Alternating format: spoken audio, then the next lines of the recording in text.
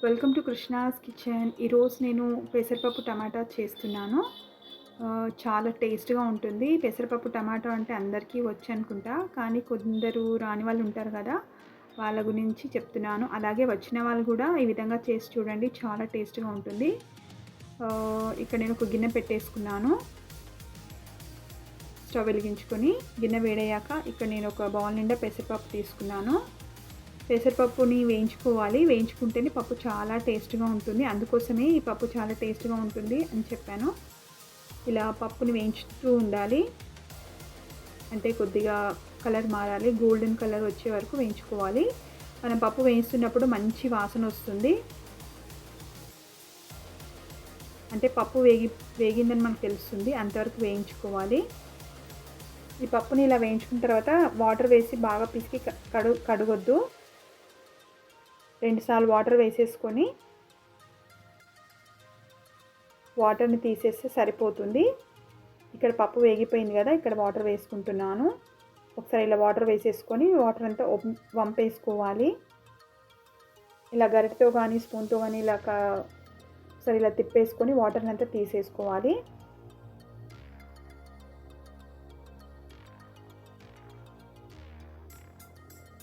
నేను ఇక్కడ పప్పు కడిగి పెట్టేసుకున్నాను. అంటే వాటర్ పంపేసుకున్నాను.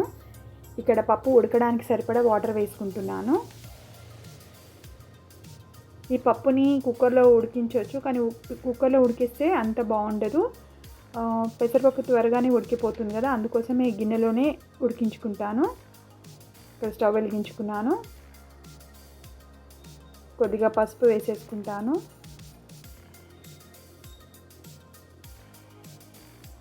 ఇలా గిన్నెలో ఉడికించుకుంటే పప్పు త్వరగానే ఉడికిపోతుంది. ఇక్కడ 1/4 టీ స్పూన్ పసుపు వేసేస్తున్నాను. ఒకసారి మూత పెట్టేసుకుంటున్నాను. ఫ్లేమ్ చూసుకుంటూ అంటే మీడియంలో పెట్టుకొని ఉడికించుకుంటున్నాను. ఇక్కడ పప్పు ఉడికిపోయింది. పెసరపప్పు మరీ మెత్తగా ఉడికించుకోవద్దు. కొద్దిగా పలుకులుగా ఉండేటట్టు చూసుకొని ఉడికించుకోవాలి.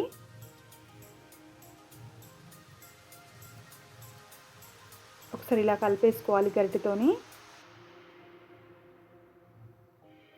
ఈ పప్పులో నేను కారం ఏమీ వేయకుండా ఉడికించాను. ఉట్టి పసుపు మాత్రమే వేశాను.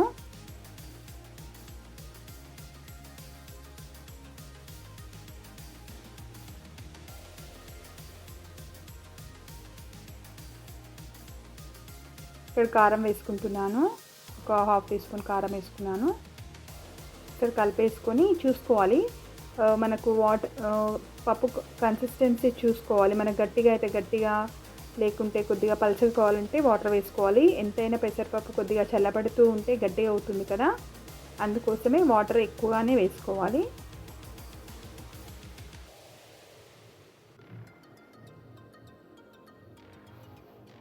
కొద్దిగా ఉప్పు వేసేసుకున్నాను ఇక్కడ.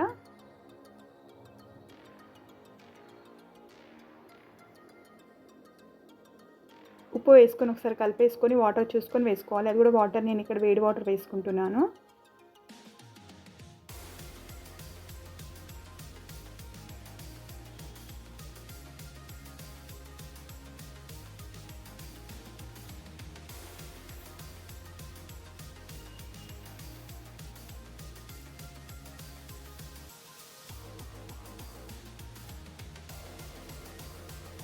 ఇక్కడ వాటర్ యాడ్ చేసుకుంటున్నాను.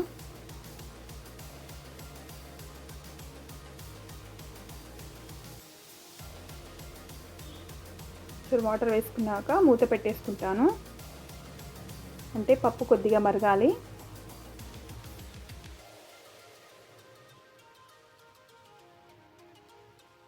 అంటే మసలాలి కొద్దిగా పప్పు. ఒకసారి మీరు ట్రై చేయండి. ఇలా పప్పుని వేయించుకొని పెసరపప్పుని పప్పు చేసుకుంటే చాలా టేస్ట్గా ఉంటుంది. అన్నంలోకి అయితే చాలా బాగుంటుంది. వేడివేడి అన్నంలో వేసుకొని తింటే. సరే మూత పెట్టేసుకుంటున్నాను.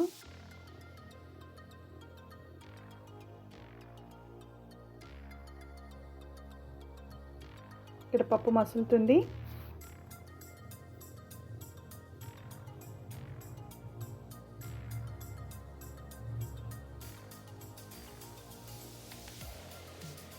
ఇలా గరిటెతో కలుపుతూ ఉండాలి. ఎందుకంటే పప్పు కొద్దిగా కింద అడుగు కొద్దిగా గడ్డ కడుతుంది. అందుకోసం ఒకసారి గరిటెతో కలుపుతూ ఉండాలి మధ్య మధ్యలో.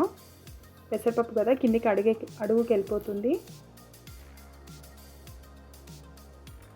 నేను వేరే గిన్నె పెట్టేసుకున్నాను పోపు గురించి. గిన్నె వేడయ్యాక ఆయిల్ వేసుకుంటాను.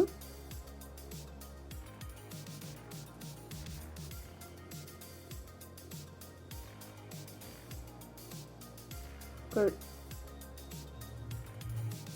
2 టేబుల్ స్పూన్ ఆయిల్ వేసుకుంటాను. ఇంతవరకు పప్పులో టమాటోస్ ఏమీ వేయలేదు కదా, ఇప్పుడు ఈ పోపులోనే వేసుకుంటున్నాను. ఈ విధంగా పోపులో టమాటాలు మగ్గిస్తే పప్పు చాలా బాగుంటుంది, అంటే కమ్మగా ఉంటుంది. ఇప్పుడు ఆయిల్ వేడైపోయింది. కొద్దిగా జీలకర్ర వేసుకున్నాను, కొద్దిగా ఆవాలు కూడా వేసుకుంటాను.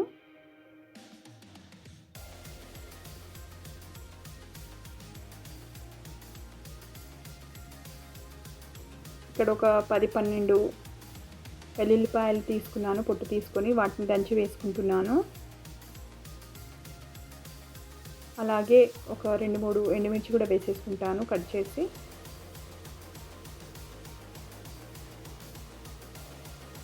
ఒకసారి ఎండుమిర్చి వెల్లుల్లిపాయలు కలిపేసుకొని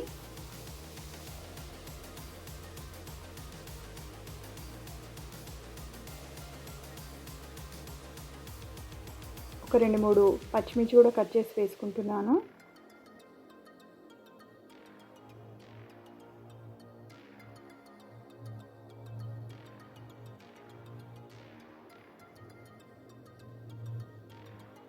ఎండుమిర్చి పచ్చిమిర్చి వేగిపోయాయి కదా, ఇప్పుడు 2 మీడియం సైజ్ టమాటాలు కట్ చేసి పెట్టుకున్నాను, వాటిని వేసేసుకుంటాను.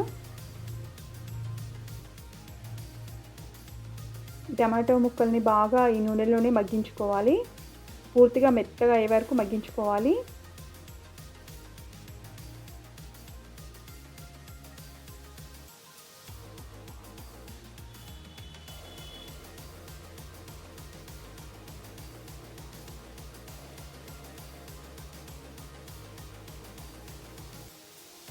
కొద్దిగా కరివేపాకు కూడా వేసేసుకుంటాను.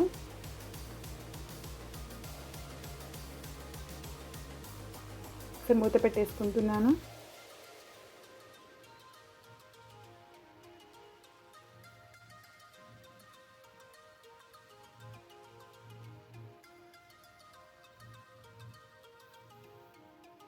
కరివేపాకు వేసేసుకున్నాను. కలుపుతూ ఉండాలి.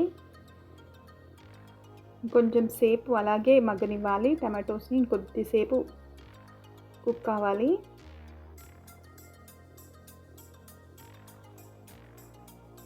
పూర్తిగా మెత్తగా అయిపోవాలి టమాటా ముక్కలు, అంటే పచ్చివాసన అంతా పోవాలి కదా.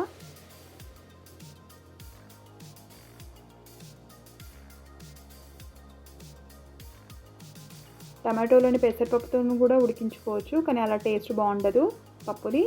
ఇలా పోపులో టమాటా ముక్కలు వేసుకొని నూనెలోనే మగ్గించుకుంటే చాలా టేస్ట్ వస్తుంది పప్పుకి.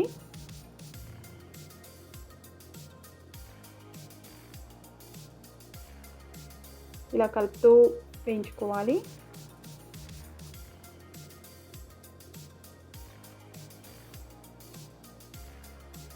టమాటో ముక్కలు వేసుకుని టమాటో ముక్కలు అన్నీ మెత్తగా అయిపోయాయంటే బాగా కుక్ అయ్యాయి.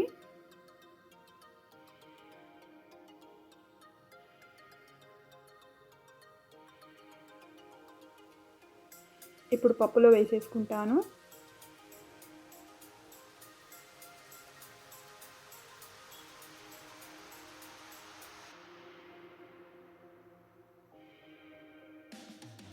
ఇలా పప్పులో అంతా వేసేసుకొని టమాటో ముక్కల్ని పోపుని అంతా వేసుకొని కొద్దిసేపు పప్పుని మరగనివ్వాలి, అంటే మసలనివ్వాలి. ఒకసారి ఇలా కలిపేసుకొని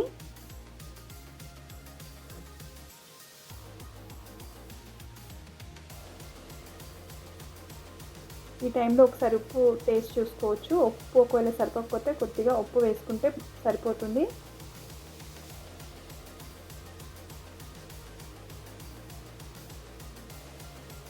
పోపు వేసుకున్న గిన్నెలో కొద్దిగా పప్పు వేసుకుంటున్నాను. కొద్దిగా పోపు ఉండిపోతుంది కదా, అదంతా వేసేసుకుంటున్నాను.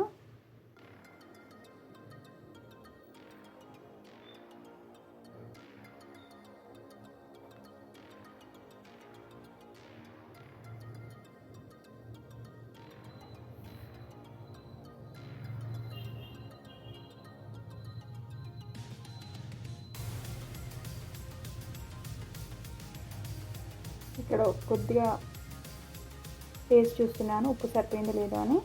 కొద్దిగా ఉప్పు పడుతుంది, నేను కొద్దిగా ఉప్పు వేసుకుంటున్నాను ఇక్కడ.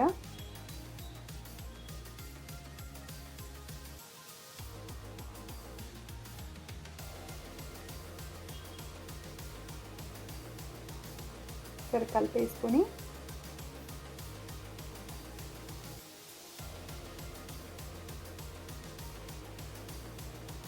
ఇక్కడ మూత పెట్టేసుకోవాలి. కొద్దిసేపు పప్పు మసలాక కొత్తిమీర వేసుకుంటే సరిపోతుంది.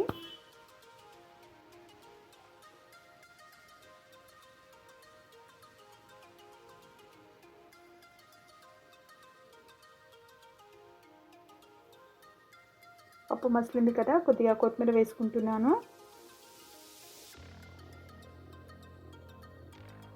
ఇలా ఫ్రెష్ కొత్తిమీర వేసుకుంటే పెసరపప్పు టమాటో రెడీ అండి. మీరు ఒకసారి ట్రై చేయండి.